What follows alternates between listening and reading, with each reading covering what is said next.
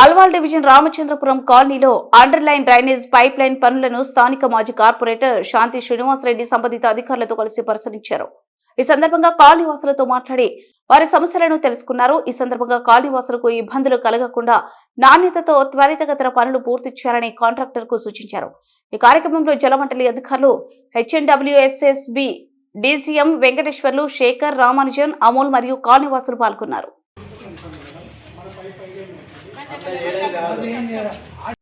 Inspection bell లాగా వాడుకోండి. దాని ఇన్స్పెక్షన్ బెల్ లాగా ఇక్కడ దాంట్లో కలిపేస్తాను.